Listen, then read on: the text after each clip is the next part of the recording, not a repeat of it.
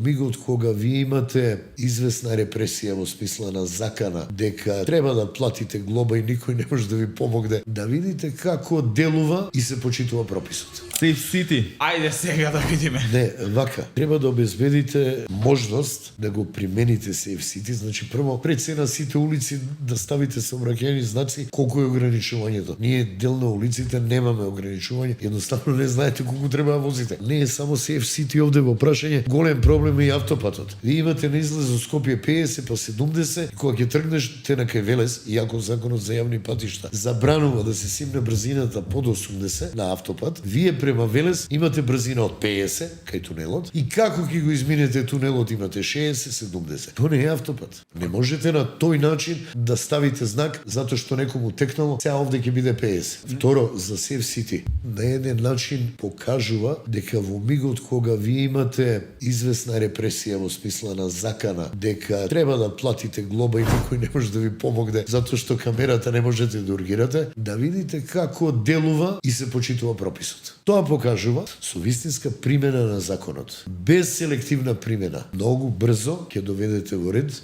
многу работи. Но некој треба да се потруди за да може тоа да го спроведе. Во нашиот правосуден систем Не само во очигледно нашиот, немаме